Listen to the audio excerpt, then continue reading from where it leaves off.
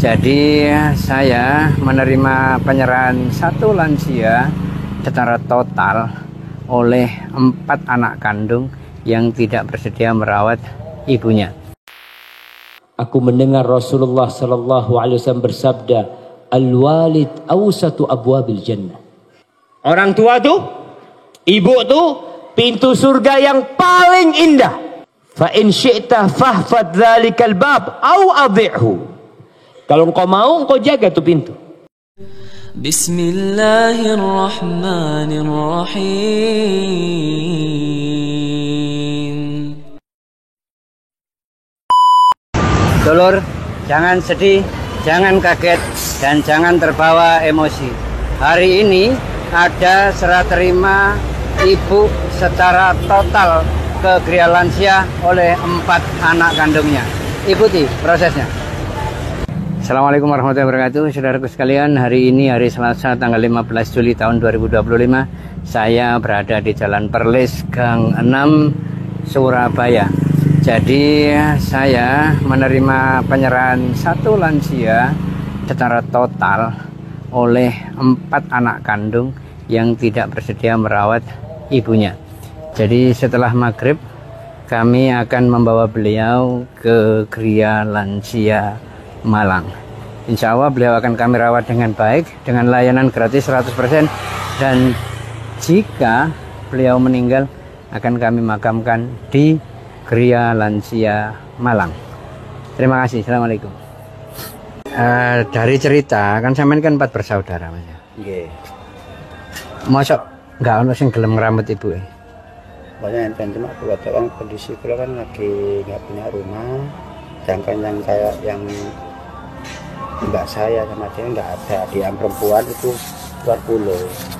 Nah, meskipun luar pulau, masuk nggak iso urunan, maksudnya ya, membiayai satu ibu, nggak mau. Ya. Sampean anak keberapa?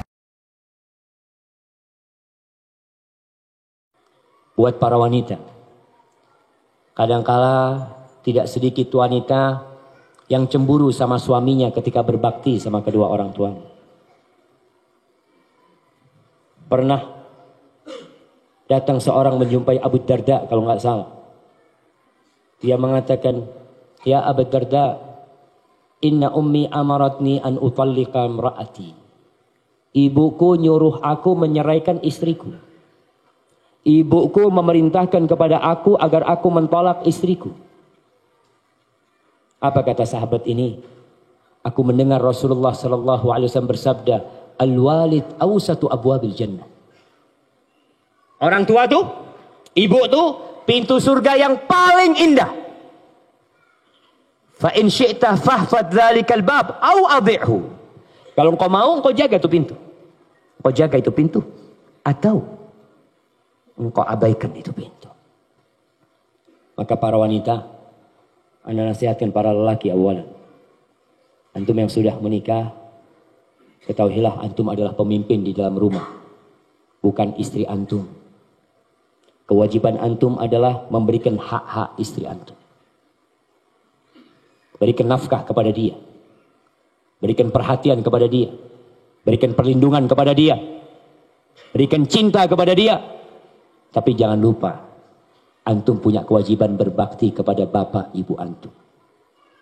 Istri, kasih nasihat dia untuk membantu antum berbakti kepada ayah ibu antum.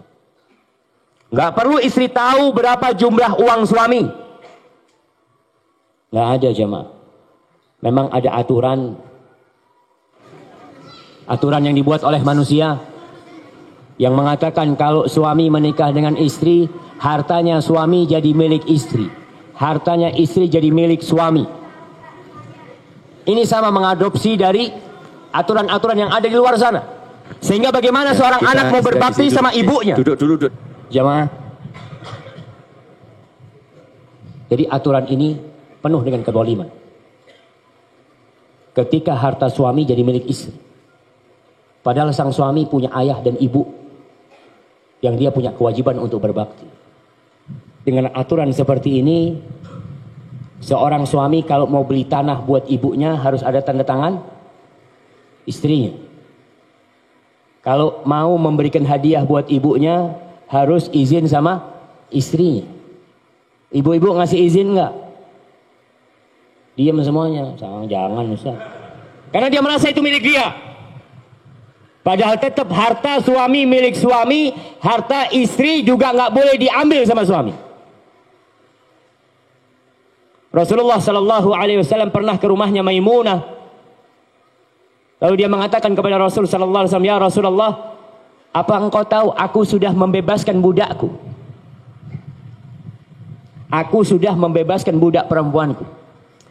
Lalu apa kata Nabi SAW? Apakah Nabi menentang apa yang dilakukan oleh Maimunah? Kenapa engkau nggak minta izin sama aku? Aku suamimu? Enggak. Itu punya Maimunah, harta itu. Engkau memberikan kepada siapa fadl? Hanya Rasulullah SAW mengarahkan Maimunah. Kalau engkau kasihkan kepada saudara-saudara ibumu itu akan lebih mulia. Begitu pula para suami. Kalau mau ngasih orang tuanya, nggak perlu istri tahu. Kesian orang tua kalau antum ngasih, istri antum ngeliat. Juga kesian istri kita kadangkala ketika dia melihat kita ngasih orang tua kita, hatinya seperti teriris-iris. Wallahi jamaah, ketika anak di pesantren, anak masih ingat cerita khotib Jumat pada waktu itu. Nggak tahu dia cerita dapat dari mana. Dia ceritakan di atas mimbar Jumat bahwasanya ada seorang wanita yang datang ke toko anaknya. Datang ke toko anaknya, biasa dia datang minta duit sama anaknya. Jangan sampai ibu kita minta duit sama kita, jemaah. Jangan sampai. Antum yang seharusnya berikan kepada ibu antum, kepada bapak antum, tanpa meminta. Ini ibu biasa datang ke toko anaknya, ngomong, nak ibu mau belanja ini nak. Sang anak biasa ngambilkan duit. Antum tahu sistem toko dulu, di belakangnya timbangan itu ada? Biasa ada laci ya, di situ dikasih duit. Setelah berulang kali, suatu hari dia mau kasih ibunya, ada istrinya di toko, dipegang tangannya suaminya. Enak banget kau kasih-kasih terus ibu. Jadi kebiasaan dia minta-minta. Sang suami gak jadi ngasih ibunya. Ibunya sedih pulang. Suatu saat ketika dia dalam perjalanan dagang, ada perampok. Dan orang ini termasuk yang dipotong tangannya oleh perampok itu. Ketika mau diselamatkan sama teman-temannya, gak perlu. Tangan ini pantas dipotong. Karena anak pernah durhaka sama ibu anak. Hati-hati. Istri bantu suaminya untuk masuk surga lewat ibunya. Dan surga serta neraka seorang wanita setelah menikah adalah suami.